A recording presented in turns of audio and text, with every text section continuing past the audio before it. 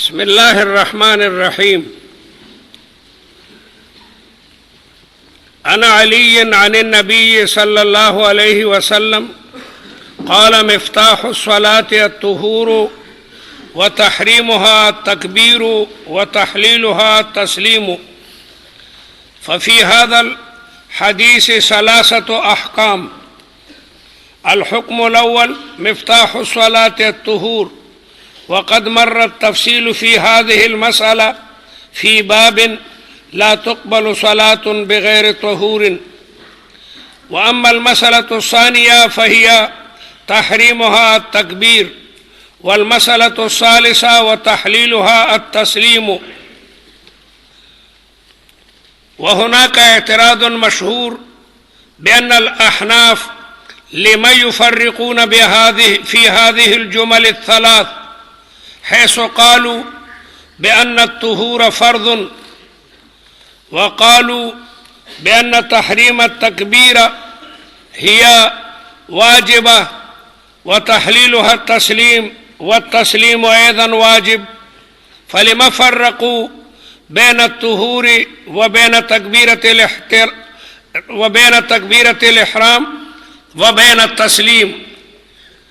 फ़अल अहनाफ यक़ूलून नहनु नक़ूलु बिफ़र्दिय्यति अत-तहारा लिअन्न अत-तहारत सबतत बिल आयतिल क़ुरआनिय्या। अल-इमाम अबू हनीफ़ा यक़ूलु ला बुद्द लिसुबूतिल फ़र्द अन यकून अद-दलीलु क़त्इय्यन सुम्मा दलालतुल अल्फ़ाज़ अलल माना ऐज़न तकूनु क़विय्या। फ़ल अहनाफ यक़ूलून ला बुद्द लिइस्बातिल फ़र्द बिअन यकून अद-दलीलु क़त्इय्यन व दलालतुहु अलल माना ऐज़न क़त्इय्या। फ़त्तहारा साबिततुन बिल क़ुरआनिल करीम या अय्युहल्लज़ीना आमनू इज़ा क़ुमतुम इलस्सलाति फ़ग़सिलू वुजूहकुम व अयदियकुम इलल मराफ़िक़ि वम्सहू बिरुऊसिकुम व अर्जुलकुम। व अम्मा अत-तकबीर व हाकज़ा अत-तस्लीम फ़हातानि मसअलतानि गैरु साबिततैनि बिल आया।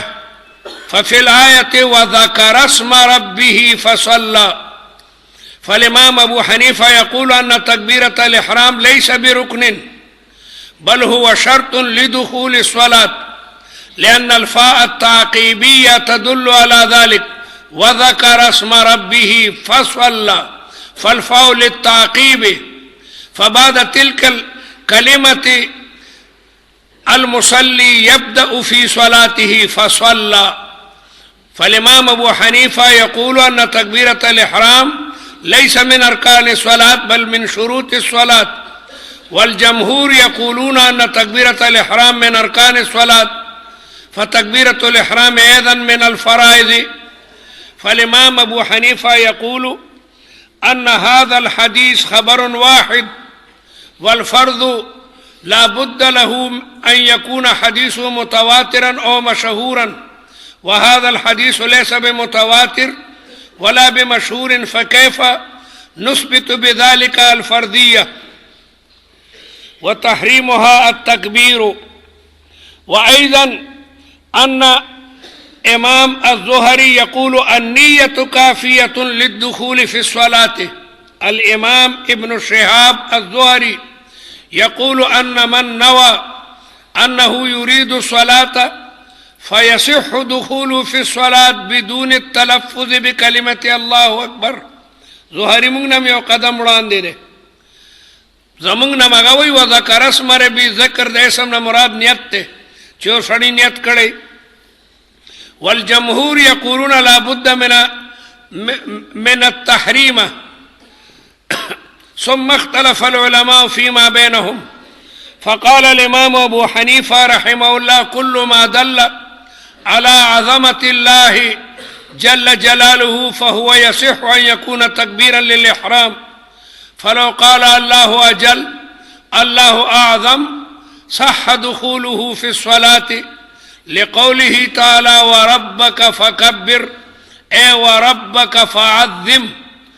अत-तकबीरु फ़िल लुग़ति अत-ताज़ीमु लिअन्न الإمام الجوهري هو إمام اللغة فهو يقول التكبير التعظيم، ولقوله تعالى فلما رأينه أكبرنه، أي لما رأينا نساء مصر يوسف عليه السلام أكبرنه أي ظننه كبيرا وقلنا حاشا لله ما هذا بشرا إن هذا إلا ملك كريم، فمعنى أكبرنه أي عظمنه، وليس المراد من أكبرنا أن النساء قلنا الله أكبر، لأن النساء كلهن في ذاك الوقت كن من المشركات،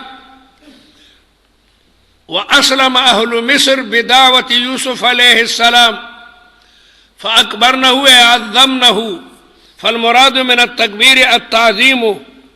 وقال الجوهري التكبر والاستكبار التعظم، وبابه من سمع وكرم، كبر يكبر وكبر يكبر، يعني بابه يأتي أحيانا من سمع وأحيانا من كرم. والذي تولى كبره جاء في القرآن الكريم، يعني حديث إفك ليحسى عبد الله بن أبي بن سلول غشته والذي تولى كبره أي عظمه. دا إف خبرتا عبد الله بن أبي بن سلول دير زور ورکړو په هر ډیره جرګه کې به إفک هغه خبرې کېدي. فالإمام أبو حنيفة يقول أن المراد بقوله وربك فكبر أي وربك فعظم، وأيضا في الحديث تحريم التكبير أي التعظيم، فكل صيغة تدل على عظمة الله تعالى فيصح للمصلي أن يدخل بها في صلاته. وأيضا أورد الإمام ابن أبي شيبة في مصنفه، مصنف ابن أبي شيبة ده حديث غٹ کتاب دے پدول سجلدو کی اغا فرمائی ان ابی العالیہ سئل ابو العالیہ، ابو العالیہ نے تپوس کو بأي شيء الانبیاء یفتتحون الصلاة، انبیاء بدخ پل مز شروع پسبا نکولا، قال بالتوحید والتسبیح والتکبیر. ابو العالیہ لوی تابعی دے، رفیع ابن مہران نم دے، ابو العالیہ کنیت تعداد امام حسن بصری نم پا عمر کے مشر دے، دیر لوی تابعی دے. ددنا چاہتا پوسکو چی بأي شيء الانبیاء یفتتحون الصلاة، ناغورتا جوابر کو چی بالتوحید والتسبیح والتکبیر، کیو سڑے اللہ احد ہوئی او کیو سڑے سبحان اللہ ہوئی او کیو سڑے الحمدللہ ہوئی او کیو سڑے اللہ اکبر ہوئی، پٹول بان افتتاح صحیح کی گی. او ہر کلا چی مخکنو پیغمبرانو تکبیر تحریمہ پدی شروع کولن، رسول اللہ مبارک تا قرآن مجید کے حکم دے، مخکدہ پیغمبرانو ذکر دے. بیا اللہ تعالیٰ وی اولئک الذین هدی اللہ فبہداہ مقتدی، دی پیغمبران تا خدای ہدایت کرے، پیغمبر تم دا دی پیروی کوا. نو شرائع من قبلنا زمون دا پارا حجت تے، شرائع من قبلنا زمون دا پارا حجت تے. دیکھا قرآن وی چی اولئک الذین هدی اللہ، هدی اللہ دیکھا ہداہم اللہ، هدی اللہ فبہداہ مقتدی. او التکی رفیع ابن مہران یعنی ابو العالیہ وی چی یفتتحون الصلاة بالتوحید والتسبیح والتکبیر. او دمگا پیغمبر علیہ السلام تا امر شوه دے فبہداہ مقتدی. وهكذا كان إبراهيم النخعي يقول إذا صبح أو كبر أو هلل أجزأه في الافتتاح. یواد ابراہیم یواد ابو حنیفہ پدی مسئلہ کے منفرد نہ دے، بلکہ ابو العالیہ چ من کبار التابعین نے، او دارنگ ابراہیم نخعی اغی وی چی اذا صبح او کبر او حلل کدا لا الہ الا اللہ ٹکے ہوئے اجزأ فی الافتتاح، پدی افتتاح صحیح دا. وقال الشعبی بأي شيء من اسماء الله تعالی افتتحت الصلاة اجزاءک، دا خدای نوم بس راړه دا افتتاح چې کوم دنو صحیح ده. نو امام ابو حنیفه رحمت الله علیه فرمایي چې دل کې ربک فکبر دی او دا غي معنا فعظم دی. ځکه امام د لغت علامه جوهری په خپل لغت کتاب کې الصحاح، په لغت کې د ټولو نه اوچت لغت الصحاح د جوهری د پشپږو جلدو کې، نو هغه د ربک فکبر معنا کوي وربک فعظم. هغه وایي التکبیر التعظیم والتکبر والاستکبار التعظم وباب من سمع وکرم او والذي تولى كبره. هغه د پر دلیل راړي هغه سړی چې هغه د دې خبرې هغه لویه حصه کې متولی رئیس المنافقین، هغه حدیث افت ډیر لوی زور ورکړو، هر ځای کې به دا خبرې کولې. او ما درته وی چې ابو العالیه نه تپوسو شو چې بأي شيء الانبیاء یفتتحون الصلاة، نو هغه ورته وی چې بالتوحید او دارنګې والتسمیع او دارنګې والتکبیر. او دلیل پیش کو چې پیغمبر علیہ السلام مامور دی چې د انبیاء سابقینو په نقش قدم رواني، فبهداه مقتدی. ابراهیم نخیم وی اذا صبح او کبر او حلل اجزاءه فی الافتتاح. و امام شعبیم وی بأي شيء من اسماء الله تعالی افتتحت الصلاة اجزاءک. دا ټول د امام ابو حنیفه رحمت الله علیه مؤیدین دي. نو فردیت دا ثابتېږي بدلیل قطعی الثبوت، او داسې دلیل چې دلالت په خپله معنا باندې قطعي وي، نو فردیت په هغې باندې ثابتېږي. او که یو شی قطعي الثبوت دي لیکن ظني الدلاله وي، دلالت ظني وي، لکه ربک فکبر، د فکبر معنا الله اکبر هم دی او د فکبر معنا فعظم هم دی، نو په دې سره فردیت نه ثابتېږي. نو دی وجنه امام ابو حنیفه رحمت الله علیه د تکبیر او د تسلیم په باره کې هغه خبر نه کوي چې کوم په طهارت کې کوي. طهارت خود نص د قرآن نه ثابت دی، ځکه د هغې د فردیت قایله دی، او دا روایت نه متواتر دی او نه مشهور دی، او دې نه څنګه فردیت ثابتېږي. او نور علما وایي چې نه، لازمن کاف بیري به پکې راړي. جمهور علما ورسره قاضي ابو یوسف هم دی. په دې مسله کې د امام سره یوازې امام محمد دی. امام ابو یوسف په دې مسله کې د جمهور سره دی. امام مالک، امام شافعی، امام احمد او قاضي ابو یوسف دی ټول وایي چې کاف بیري به پکې لازمني. نو امام مالک رحمت الله علیه یوازې الله اکبر و. امام شافعی وایي خیر ده که الف لام په زیاتی کې نو لا خدا الله الاکبر. او امام ابو یوسف وایي کبیرم په سیوا کا الله اکبر الله الاکبر الله کبیر. په دې ټولو باندې تکبیر تحریمه هغه که یو سړی کوي نو کیدی شي او دې نه ما سوا نه شي کیدی. نو د هغې دلیل دغه ظاهر د ربک فکبر دی، او دا حدیث دی چې تکبیرها التحریم و تحلیلها التسلیم. بل هغه وی د رسول الله مواظبت د دې خبرې دلیل دی چې دا شی هغه فرض دی. امام صاحب وایي نه، مواظبت دلیل له فردیت نه دی. وعلى كل حال دا بل باب دی، باب ما یقول اذا دخل الخلاء. یو سړی چې اودس کوي نو د هغې نه مخکې به بیت الخلا ته تللی، نو هغه مسله یې راړه. امام ابو داود دا مسله په ټولو کې مخکې راړلې ده چې یو سړی اول اودس ماته وکړي بیا د اودس ضرورت راړي. او دلته امام ترمذي په دې ځای کې راړله اذا دخل الخلاء. یو سړی چې بیت الخلا ته ځي د دې دپاره بېل بېله دعا ده. بعض روایتونه راځي بسم الله به وی، او بعض روایتونه راځي چې دا دعا به کوي اللهم انی اعوذ بک من الخبث والخبائث. یا اللهم انی اعوذ بک من الخبث، تبی یا سکون ده یا دبی ضمه ده، من الخبث یا من الخبث او الخبائث. خبث د خبیث جمع ده، خبیث مذکر شیطان ته وایي، او خبائث د خبیثتون جمع ده مؤنث ته وایي. په شیطانانو کې مذکر او مؤنث شته ده.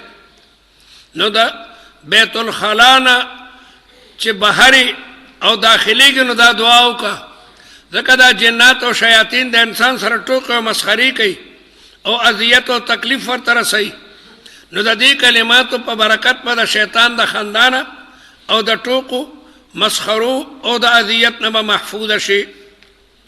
ما یقول اذا دخل الخلاء، چونکه مقصود د طهارت نه رفع د نجاست حسی او معنوي وي.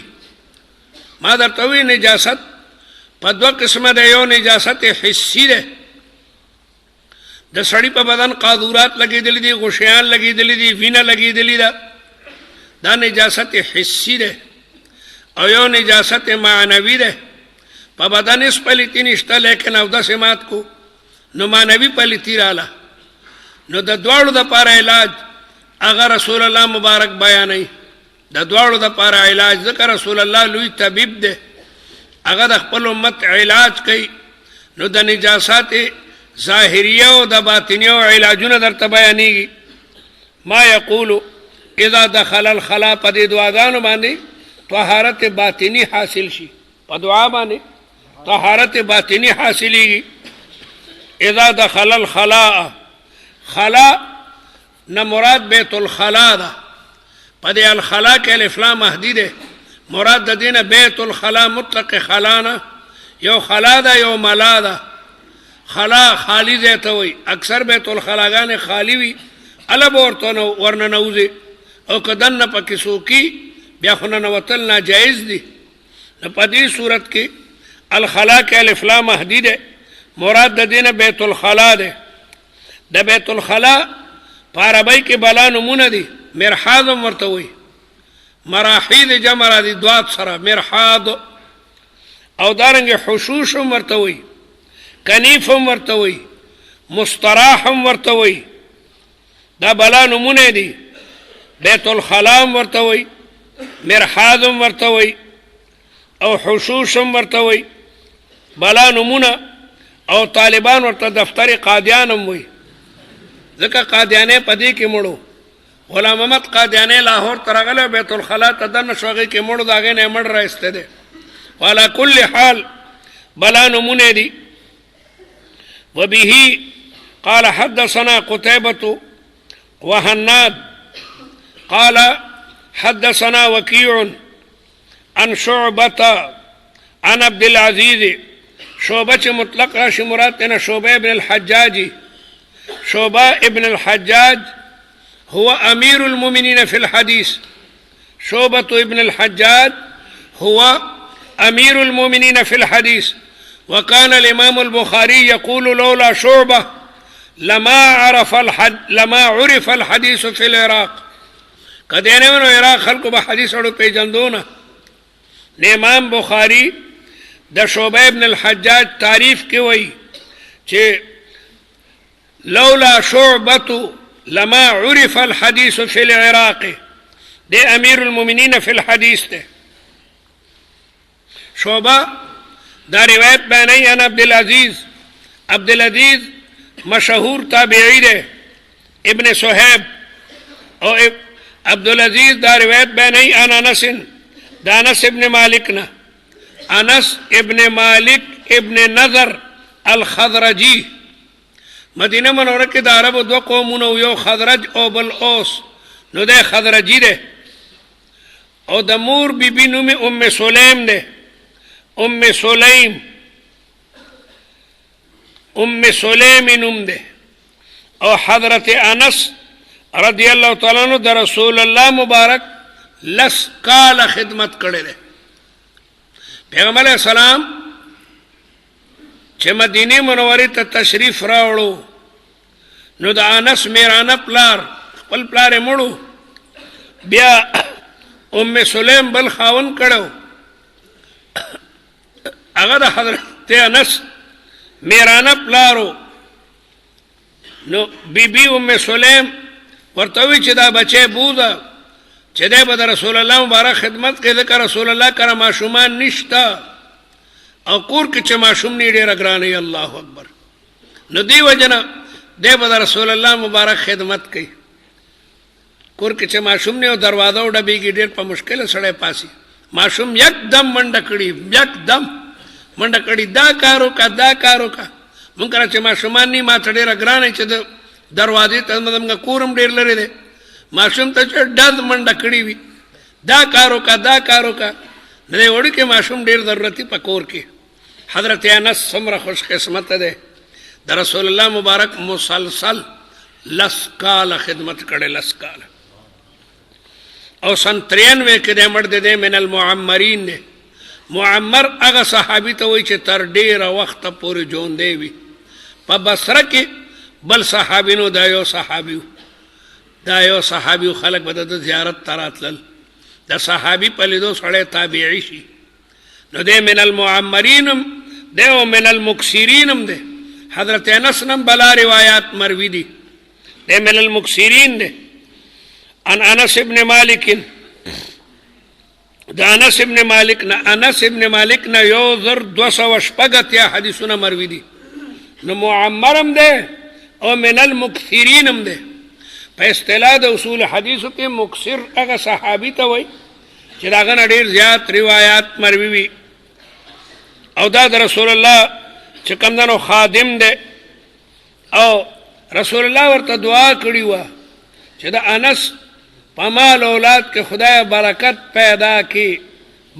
پیدا کی نو د په ژوند کې د سلو نه زیات نو سیکړ وسی دفن شیو د ژوندو خلا پریدا د رسول الله دعا او د باغ په کال کې دوه دل میوه کوله حالانکه باغ په کال کې یو دل میوه کوي د رسول الله دعا و چې خدای دې په مال اولاد کې برکت کړي نو د په ژوند کې سل نو سیکړ وسی خو دفن شیو نو قیاس کن زی گلستان من بهار مرا جوندی بلا سمرو او باغ به کال کې دوه دل میوه ورکوله آخر عمر کې بیا راغی بصری ته او بصره کې قبر ده د حضرت انس د حضرت انس په شاګردانو کې لوی شاګرد هغه حسن بصری ده حسن بصری دا د حضرت انس په شاګردانو کې لوی شاګرد محمد ابن سیرین هم ده لیکن انس نزیات روایات حسن بصری چکندن مروی کړي دي حضرت انس تبه چې سوکرال البوډاو نو ورته وی سلو مولانا الحسن د دې مسلې تپوس د حسن بصری نو کا زه بوډای مانه ارشوی دی هغه ته یاد دي خپل شاګرد ته به سړی لګل داسې خو استادانو شاګردان په خپل ژوند کې استادان کول تربیت به کولو سړی به حسن بصری ته لګلو سلو مولانا الحسن مولانا به خپل شاګرد ته به مولانا وي دا صفت ما مولانا احمد علی لاهوری رحمت الله علیه کې کتلو شاگردانو حاضری به چاغشته مولوی به مولوی فلان ډیر لوی قدر بکولو د خپل شاگردانو مولانا احمد علی صاحب شاگرد په فرش کې نه تو بھائی چټائی پر بیٹھو میرا دل دکھتا ہے په پوزي کې نه او دا غټ کارخاندان مریدان به په خوخ تناستو ورته به قتلم نه عالم هغه ته وي چې داغه په نظر کې طالب اوچتی دنیادار ورته غادرم نخکاری د مولانا احمد علی صاحب په درس کې بلازمن شپېته 15 یا طالبانو زیات پینا غشتل داغه دوره تفسیر کې به صرف فضلات لل فضلا به داغه په درس کې شریک کېدل نو وړه کمره وا نو دا ډېر کارخانه‌دار ممرال دې مالدار کې خډیر لوی غروري مینو طالب سره میاس کې کېناس بھائی پیچھے بیٹھ جاؤ رستو کے نہیں یہ طلبہ میرا درس لکھتے ہیں یہ جتنے کشادہ ہوں ان کے لیے آسانی ہوتی ہے اگر بیالتا ہو رستو بیکو رستو کېنا دیکھو نا کډیر تکبری مالی کنا مال ډیر خطرناک شی دی طالب پمیت کن مولانا برستو کو بھائی پیچھے بیٹھ جاؤ کارخانہ دار بولوئی یہ طلبہ میرا درس لکھتے ہیں یہ جتنا کشادہ ہو اتنے اس کے لیے دارنگے ما درخواستی سے قتل ہے کدا دنیا دار ورته گادر هم ښکارې ده اس توجه به ورته چې کوم نه بالکل نه کوله وعلى كل حال حضرت انس خپل شاګردان خپل ژوند کې تیار کړیو سړی براغه حضرت انس ته او دبه سلو مولانا الحسن یو دل طالبان رالل د حضرت انس نه هغه وګت حدیث ویلو تاسو بویلې مشکات کې اورا بشي چې دا دنیا بټول آدم علی السلام ته ورشي تاب البشر دعا وکړه الله تعالی دربار کې چې حساب کتاب شروع شي دا د قیامت ورځ ډېره لویه ده. آدم علیه السلام به معذرت وکړي چې د دې مقام نیمه ورشئ نوح علیه السلام ته هغه به معذرت وکړي، ابراهیم علیه هغه به معذرت وکړي، موسی علیه السلام حضرت عیسی علیه السلام وایي دی خوا مه ګرځئ د دې مقام دپاره خاتم النبیین صلی الله علیه وسلم دی. بیا به خلق رسول الله مبارک ته راشي او بیا به پیغمبر علیه صلوات وسلام د الله تعالی دربار کې په سجده پریوزي. رسول الله خپله فرمایي چې د په سجده کې د خدای هغه حمد بیانوم چې په زندګۍ کې د ما په ژبه چرته اړو راغلی نو. تمام الهامي محامد وي. بیا به د الله تعالی رحمتونه په جوش کې راشي نو الله تعالی به ندا وکړي چې ارفع یا محمد راسکه سل تعطى اشفع تشفع، سر پورته که غواړه چې څه غواړې او شفاعت کوه ستا شفاعت به قبلیږي. نو شاګردانو د انس نه چې دا روایت واورېدو نو راتلل نو اراده یې لکه دا حدیث حسن بصري ته واورو چې نن خبر نه مونږ ته حضرت انس دومره اوږد حدیث بیان کو. حسن بصري ته ورغلل په خیر علیک په خیر یاره جنون خو مونږ د خپل استاد انس نه یو نادر اوږد حدیث واورېدو ماته هم واوروئ. دی ورته واورولو بیا چې ترسو یې ویلو بیا حسن بصري ته هی مخکې څه ویلي دی مونږ ته خو تر دې پورې ویلي ښه شل کاله مخکې ما د هغه نه اورېدلي وو هغه خو راته دا جمله م ویلي وه. دومره قوي الحافظه د حضرت انس. حضرت انس وی شل کاله مخکې دا حدیث ما د انس نه اورېدلی هغه خو ورپسې دا جمله م ویلي وه. وعلى کل حال ما دا عرض کولو چې حضرت انس په خپلو شاګردانو ته مسلو والو لېږل مطلب دا دی چې په خپل ژوند کې د هغې م تربیت کولو چې خلک د هغې نه م د مسلو تپوس جوړ کړو هغې مفتیان جوړ شي. نو حضرت انس روایت کوي چې کان النبی علیہ السلام اذا دخل الخلاء کله به چې رسول الله اراده وکړه بیت الخلا ته دلته هم کلمه د اراده مقدره ده. کله چې رسول الله به اراده وکړه د دخول بیت الخلا ته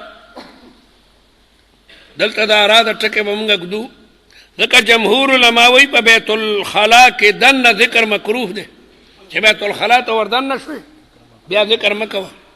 امام مالک وایي پروا نشته که یو سړی بیت الخلا ته دننه شي دننه هم پکې سړی ذکر کولی شي نو هغه بیا دا کلام په خپل حقیقت محمولی. د امام مالک په نظر باندې ته تقدیر ضرورت نشته بلکې دا دخل الخلاء یو سړی چې بیت الخلا ته داخل شي دا دی وایي. د امام مالک رحمت الله علیه په نظر باندې په بیت الخلا کې دننه دا کلمات ویلی شي نو د امام مالک په نظر باندې تقدیر ته ضرورت نشته او جمهور علما وایي بیت الخلا کې دننه دا کلمات نشي ویلی نو ځکه هغوی د اراده ټکی دلته کږدي. اذا اراد دخول الخلاء کله به چې رسول الله اراده وکړه د داخلېدو د خلا او د جمهور مذهب ځکه ښه دی چې دغه حدیث امام بخاري په ادب المفرد کې راړلی دی. د امام بخاري بل وړوکی کتاب دی الادب المفرد په هغې کې دغه حدیث راړلی دی او په هغې کې اذا اراد ان یدخل دی. اذا اراد نو د جمهورو د مذهب تایید د بخاري هغه روایت چې په الادب المفرد کې راړلی دی هغه روایت د دې تایید کوي. امام مالک وایي ذکر خداوندی هر دی جایز دی. هغه وایي د حضرت عائشې بل حدیث کې راځي چې کان رسول الله وسلم یذکر الله علی کل احیانه.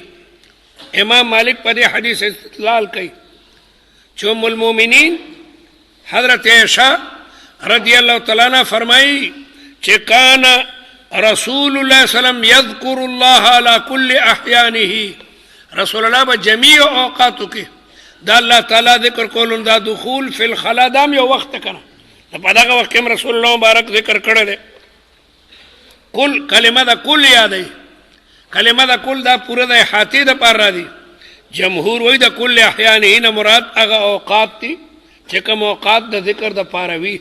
کلمه دا کل احاطې دپاره نه راځي ولې قرآن مجید کې راځي و اوتیت من کل شیء د بلقیس باره کې راځي و اوتیت هغې ته هر یو شی ورکړی شو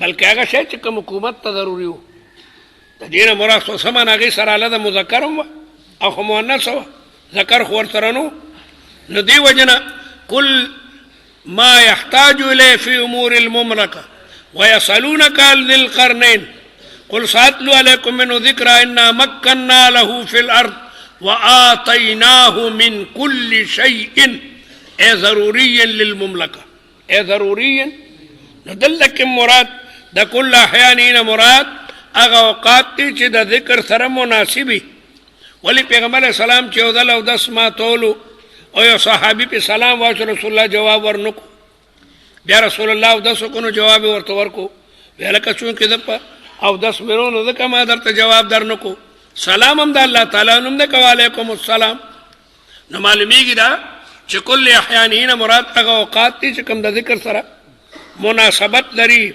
نو جمهور علماء دلته د اراده ټکه مقدر مني ځکه پیغمبر علیه الصلاۃ والسلام هغه صحابي ته وی انی کرهت ان اذكر الله الا على طهر الکه خپکیګه ما تا ته ما د سلام جواب ذکر درنکو چې ما وړو کې او د اسماته کولو او زه مکروه غنم چې د الله تعالی نوم بدون طهارت علماء نو جمهور علماء وی دلته کلمه د اراده مقدر ده اذا دخل الخلاء قال اللهم انی اعوذ بک پروردگار د پناه غواړم پتا سره شوبه وی چې قد قال مره اخرى اعوذ بالله کله رسول الله اعوذ بک ویل کله اعوذ بالله پروا نشته دا اعوذ بک او اعوذ بالله دواړو یو معنا ده چا چې اعوذ بک ویل ده دام ټیک ته اعوذ بالله ذکر روایت بالمعنى دا حدیث جائز ده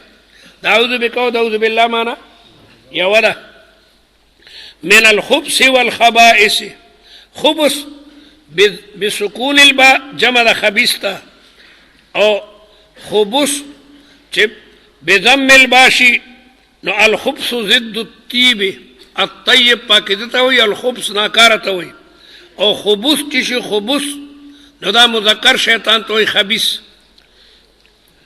او بعض روایتو کې والخبيث او دارنګ والخبث والخبث والخبائث او یو روایت کې رسول الله بسم الله وی نو علماء لیکي دواړه دی وي بسم الله چې سړی پرتګاخ پرانی نو بسم الله دی وي او بیت الخلا د داخله دون مخ کې دی اللهم انی اعوذ بک من الخبث والخبائث وي نو د دواړو وینو کې زیاته چې کوم دنو هغه فائدہ ده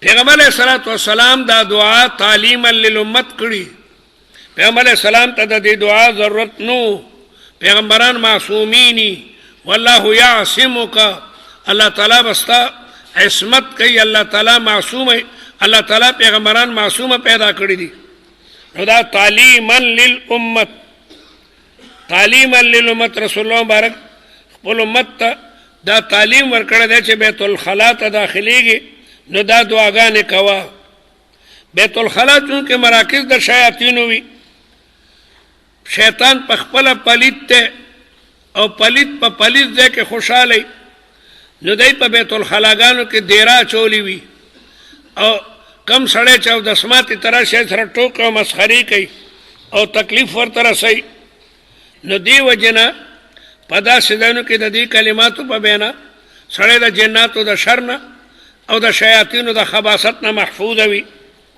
ولی هغه یو سړی نه غلطي شي وه چرته په یو ځای کې واړه بول کړي هغه سورې به یا بسو هغې کې به جناتو نو جناتو هغه قتل کو بیا خپلوانو پسې ګرځېدل نو جناتو ورته ووي چې ګرځئ ما نحن قتلنا سید الخزرج سعد بن عباده ورمیناه بسهم فلم نخطئه فؤاده مگر دې ورپسې موږ سم پړی ویشته موږ پړی ویشته موږ ته تکلیف را رسولو نحن رمینا سعد بن عباد څنګه دی نحن قتلنا سید الخزرج سعد بن عباده ورمیناه بسهم فلم نخطئه فؤاده موږ ډنه تکړه پړم ویشته د دې وجنه د دې کلماتو په ذریعه به یو انسان دا غیر شرور نه محفوظ وي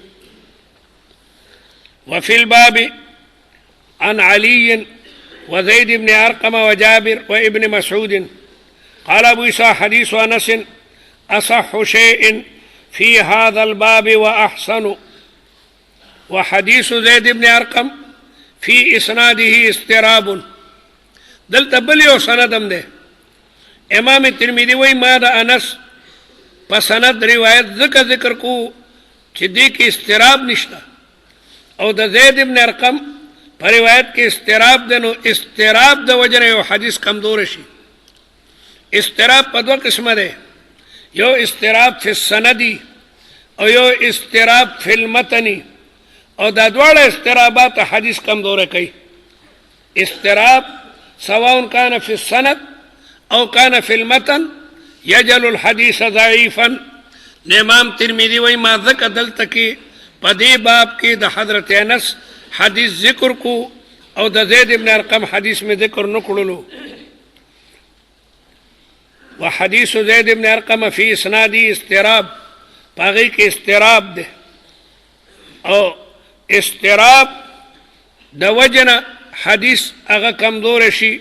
او دلته دا استراب فی السند ده. په دې مقام کې دا استراب فی السند ده. استراب دا ده چې دا قتاده سلور شاگردان دي. دا قتاده سلور شاگردان دي. سلور والا شاگردان وای چې دا حدیث چې کوم ده دا موږ د قتاده نه نقل کوو، لیکن دا قتاده شیخ څوک ته قتاده دا روایت د چا نه بیانوي. نو ډومبنې استراب په دې کې دی چې آیا دا حدیث مسند د زید ابن ارقم دی او که د انس دی. یو دا استراب، دا حدیث مسند آیا صحابي چې بیانېږي هغه زید ابن ارقم دی او که هغه صحابي انس دی. دا ډومبنې استراب. الاستراب الاول في أن الحديث مسند زيد بن أرقم أو مسند أنس بن مالك، هذا هو الاستراب الأول. وأما الاستراب الثاني أغداد چې دستوائي دام پدی روایت کې راوی ده. دستوائي دا روایت کوي د قتاده نه، هغه وایي قتاده دا روایت کوي د زید نه بلا واسطه.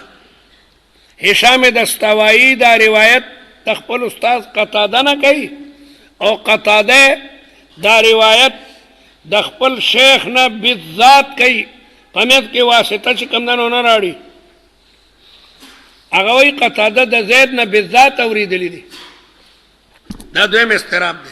هشام دستوائي وایي چې په مابین د قتاده کې او د زید کې واسطه نه دارد. قتاده بالذات دا روایت د زید نه کوي. دریم استراب دا ده چې نور شاگردان وای چې نه د قتاده او د صحابي په منځ کې واسطه شته ده. هغه نور درې شاگردان هغه وای په مابین د قتاده کې او د صحابي کې واسطه شته ده، لیکن هغه بیا په دې کې اختلاف ده چې هغه واسطه څوک ده، هغه واسطه څه ده. نو سعید وای چې هغه واسطه قاسم ابن عوف ده. سعید وای چې زه روایت کوم د قتاده نه، او قتاده روایت کوي د قاسم ابن عوف نه، او قاسم ابن عوف روایت کوي د زید نه. د په منځ کې واسطه چې کوم ده هغه موجوده ده چې هغه قاسم ابن عوف ده. او معمر او شعبه وای دا دوی نور شاگردان دي. هغه وای چې واسطه هغه موجوده ده او هغه نظر ابن انس ده. او واسطه څه ده؟ نظر ابن انس. نو دا استرابات په دې کې چې کوم نه موجود دي. نو دا استراب فی السند د وجنه حدیث کمزور شونه. امام ترمذی وایي ما ذکر انړو او ما د حضرت انس روایت ځکه کوم روایت کې چې استراب نوي هغه قوي وي په نسبت سره هغه روایت ته چې هغې کې استراب موجودي. وګورئ وحديث زيد بن أرقم في إسناده استراب رواه هشام الدستوائي وسعيد ابن أبي عروبة. سعيد ابن أبي عروبة هغه دا دواړه روایت کوي ان قتاده، لیکن دی په خپل کور کې بیا مختلف دي. قال سعيد عن القاسم ابن عوف عن القاسم ابن عوف الشيباني عن زيد بن أرقم، او وقال هشام عن قتاده عن زيد بن أرقم. دی واسطه نه مني.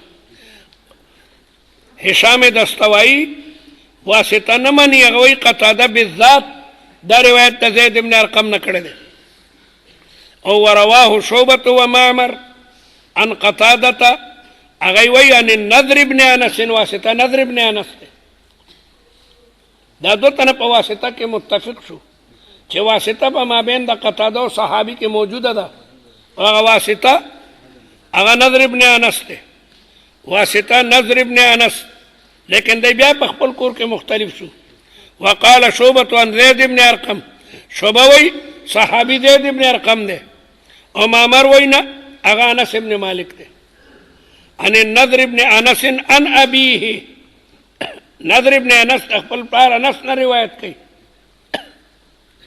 نو دا استرابات تاسو گویا دا قتاده سلور شاگردان او سلور شاگردان په خپل کور کې مختلف دي لومبنی شاگرد هشام دستوایی هغه دا وایي چې دا مسند د زید ابن ارقم دی صحابي څوک دی او د قتاده او د زید ابن ارقم په منځ کې واسطه نشته سعید وایي چې ټیک ته چې دا مسند د زید ابن ارقم دی لیکن واسطه پکې شته چې هغه قاسم ابن عوف دی هغه قاسم ابن عوف دی شعبه معمر دواړه واسطې مني هغه نظر ابن انس مني دواړه وی واسطه لیکن خپل کور کې بیا مختلف دي شعبه او معمر دواړه په خپل کور کې شعبه وایي چې دا مسند د زید ابن ارقم دی صحابي او مکه زوړ دی او معمر ورته وایي چې نه هغه حضرت انس دی دا استرابات تاسو یاد کړل جواب به بیا سبا ته ووایو بعضې طالبان په کاغذ باندې استرابات ولیکي ځان سره نقشه جوړه کوي دې باندې به تکړه کېږئ